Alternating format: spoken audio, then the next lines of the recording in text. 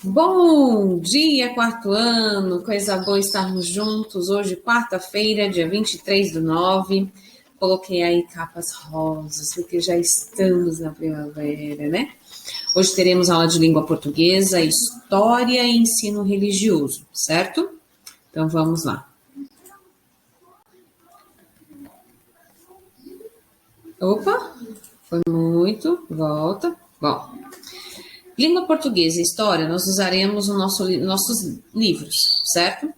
Mas, ensino religioso, nós vamos usar essa página e eu já vou começando explicando sobre essa página. Nós vamos falar sobre a Bíblia. Nós vamos pesquisar algumas curiosidades, tá? Então, vamos lá. A Bíblia é um dos livros, é o livro mais vendido do mundo, né? Ele fundamenta o cristianismo. Isso a gente divide em duas linhas do cristianismo, né? O protestantismo e os católicos. Mas ambos usam a mesma roupagem ao se crerem em Cristo, né? Todos são cristãos. Então, a Bíblia é um dos livros sagrados, né? Mais difundidos, mais divulgados e os mais consumidos no mundo. Então, hoje nós vamos responder algumas perguntas referentes a esse livro, tá? Quantos livros compõem a Bíblia? Então, hoje vocês vão pesquisar aí quantos livros compõem a Bíblia. Em quantas partes a Bíblia foi dividida? Qual é o significado da palavra Bíblia? Qual é o livro mais vendido do mundo? Isso eu acabei de dizer. Em sua opinião, a leitura da Bíblia é importante? Se a resposta for sim, você vai explicar o porquê. E também, se a resposta for não, você também vai explicar o porquê não, certo? Então, hoje nós vamos aqui nos ater em um dos livros sagrados mais vendidos e consumidos no mundo, que é a Bíblia, certo? E aí nós vamos agora para a nossa atividade de língua portuguesa, ok? Vamos lá. Página 100 e 101, tá? Na página 100 está escrito assim: leia as capas do livro a seguir. Aladim e a lâmpada maravilhosa. Aladim é a lâmpada maravilhosa. Vamos de novo? Aladim é a lâmpada maravilhosa e Aladim é a lâmpada maravilhosa. Assinale a capa em que há uma palavra que muda o sentido do título original da história. Circule essa palavra. Essa é o que vocês vão fazer. Qual é a palavra aí que mudou o sentido? Aí circula. Na letra B. Porque essa palavra não é adequada para formar o título desse livro, certo? Leia o texto a seguir.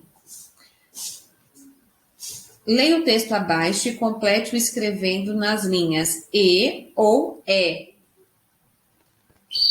E aí aqui tem uns quadradinhos brancos, aí vocês vão preencher com E ou E.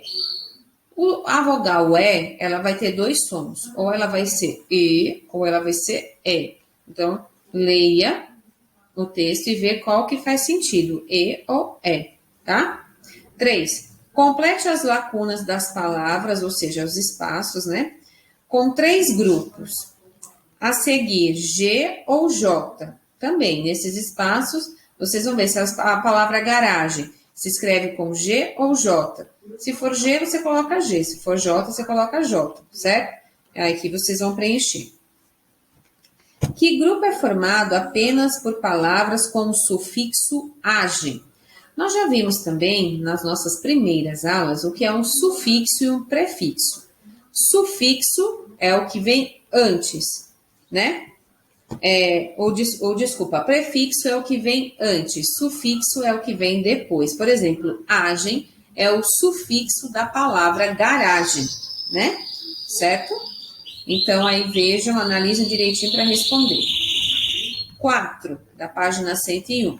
Leia o texto abaixo sobre a invenção do tapete. Tapete. Quando teriam sido tecidos os primeiros tapetes? Na Mesopotâmia, no Egito, na China? Impossível saber. O que se sabe é a técnica foi descoberta mais ou menos à mesma época por vários povos, independentemente um dos outros. O mais antigo tapete que chegou aos nossos dias tem por volta de 25 séculos. Em um vale das montanhas, né? Altai, situado próximo à Mongólia. Foram descobertos 5 túmulos em 1929. Uma missão etnográfica soviética começou as escavações imediatamente. 20 anos depois da última tumba, a missão encontrou um tapete que fora protegido por uma grossa camada de gelo. O tapete de Passirique mede 182 por 200 centímetros. Segundo o texto, é possível descobrir o local exato onde foram tecidos os primeiros tapetes? O que se sabe a respeito dessa descoberta? B. Encontre no texto uma palavra paroxítona terminada em L. Anote essa palavra e circule a sílaba tônica.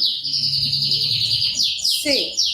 Para indicar os prováveis lugares de origem do tapete, o texto cita alguns substantivos próprios. Circule esses substantivos. D. Qual o nome do tapete encontrado na missão etnográfica? Sublinhe no texto, ou seja, passa um traço embaixo, tá? Acentue as palavras que estão no quadro, quando necessário. Vizir, mártir, túnel, mago, útil, ímpar, sótão, castelo. Então, vocês vão acentuar se houver necessidade de uma dessas respostas, certo? Essas duas partes aqui nós conversaremos em sala, né? Converse com os colegas e tal, isso aí a gente vê em sala. Não tem problema, eu quero que vocês se prestem atenção nas questões que vocês precisam responder, tá certo? Então, hoje, gente, nós temos essas duas páginas de língua portuguesa, as questões sobre a Bíblia e ensino religioso, e agora nós vamos para a história, certo?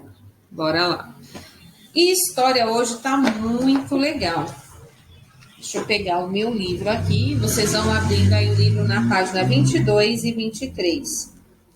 Hoje nós vamos falar do papel das mulheres nas grandes navegações, tá? Na página 22, coloquem aí. Em Portugal, a maioria das mulheres era proibida de integrar as tripulações. Assim, muitas permaneciam no reino. Lá trabalhavam no cultivo dos campos, na criação dos animais e nos cuidados com as crianças e os idosos. Apesar disso, essas mulheres puderam contribuir de outra forma com as grandes navegações. Elas fabricavam peças usadas na construção dos navios e preparavam alimentos para as viagens, como biscoitos, marmeladas e carne salgada. Algumas mulheres, porém, conseguiram permissão para viajar com os homens. Muitas acompanhavam o marido ou pai. Outras trabalhavam nos barcos como padeiras e enfermeiras. Algumas também conseguiram sair de Portugal para viver nas terras exploradas pelos portugueses, né? Então, olha só, elas não podiam participar das grandes navegações e ir lá nos navios com os homens, mas elas ajudavam em casa, né, na criação das crianças, na criação dos animais, no cuidado com os idosos. Elas também fabricavam peças, né, na construção dos navios, preparavam os alimentos para viagem, né? Tudo isso era a função das mulheres. E aqui, observe a gravura acima e descreva como cada mulher foi representada. Depois leia a legenda e levante hipóteses sobre a importância das atividades desempenhadas por elas durante o período das grandes navegações. Autora desconhecida, não sabe quem fez, né? Representação de mulheres portuguesas no século XVI, feita em 1797. Da esquerda para a direita, há uma camponesa de Alentejo, uma vendedora de frutas de Lisboa e uma mulher de Beira, de Alentejo, Lisboa. A de Beira, né? Alentejo, Lisboa e Beira correspondem a locais de Portugal. Então, aí, vocês têm aí essas mulheres. Descreva aí mais ou menos oralmente mesmo como elas foram representadas, né?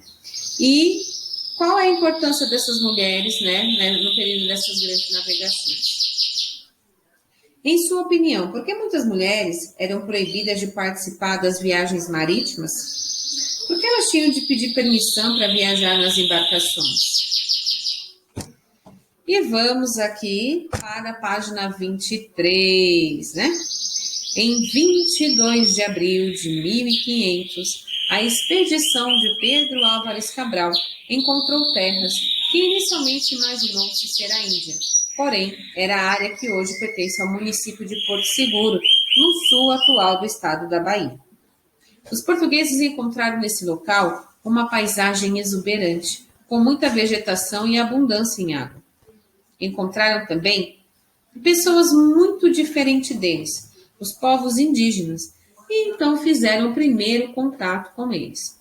Como deviam retornar à Europa com mercadorias lucrativas, os portugueses procuraram saber o que poderiam explorar no território. Observe a pintura e responda as questões abaixo. O nome dessa pintura é Descoberta do Brasil, 1922. Quem pintou foi Oscar Pereira da Silva. Quem é o autor dessa pintura? Em que ano ela foi feita? Que acontecimento é representado na pintura? Quando isso ocorreu? O autor da pintura presenciou esse fato? Explique. Tá muito fácil, né, gente, essa questão de história. Muito, muito fácil mesmo. Então, pessoal, sem mais delongas, até quinta-feira, se Deus quiser. Qualquer dúvida também envie no grupo, envie mensagem, certinho? Fiquem com Deus, cheiro!